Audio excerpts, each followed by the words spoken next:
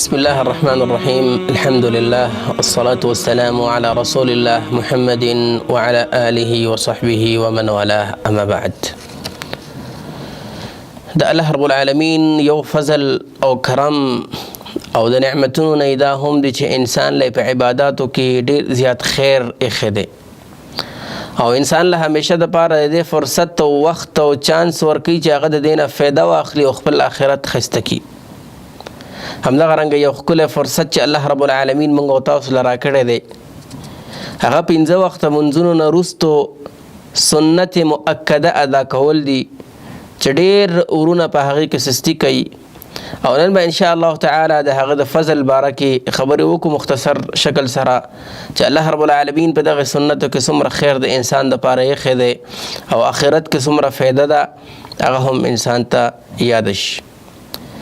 په دې باره کې د رسول الله صلی الله علیه وسلم صرف یو حدیث باندې اکتفا کوم، فرمای هر هغه څوک چې هغه د ورځې 12 رکعاته سنتو باندې اهتمام وکي هغه ادا کی د هغې په بدل کې به الله رب العالمین ورله جنت کې ځای ورکي، جنت کې به ورله کور ورکي. دنیا کې د هر انسان دا تمنا ده، دا ارمان دی چې هغه د ښایسته بنګلو، ښایسته قصر او ښایسته کور کې زندگی تیره کړي، لیکن د جنت هغه قصرونه او بنګلې هغه د دې نه هم ډېر زیات تمنا او ارمان د مؤمن وي. لہذا د دنیا دې سره سره باید د آخرت دپاره هم کوشش وکړو چې الله رب العالمین هلته هم زموږ او ستاسو ځای په جنت کې کړي. هغه 12 رکعاته هغه د سهار د فجر د مانځه نه مخکې 2 رکعاته سنت، همدغه رنګې د ماسپښین د ظهر د مانځه نه وروستو یا مخکې 6 رکعاته او همدغه رنګې د ماښام د مانځه نه وروستو 2 رکعاته او د ماسخوتن د مانځه نه وروستو 2 رکعاته چې مجموعي شکل باندې دا ټول 12 رکعاته په یو ورځ کې راځي. کله چې انسان په دې باندې اهتمام وکړو الله رب العالمین دغسې انسان له په جنت کې ځای ورکوي، دغسې انسان له په جنت کې کور جوړوي. نو باید هر انسان د هغې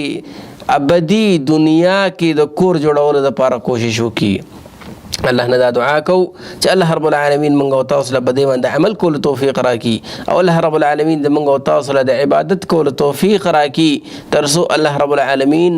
زموږ او تاسو نامې هم جنتیانو کې ولیکي، زموږ او تاسو لپاره دغه بنګلې او قصرونه په جنت کې جوړ کړي او تیار کړي. الله رب العالمین د موږ او تاسو دې باندې عمل کولو توفیق راکړي. وصلی الله علی النبی محمد وعلى آله وصحبه اجمعین.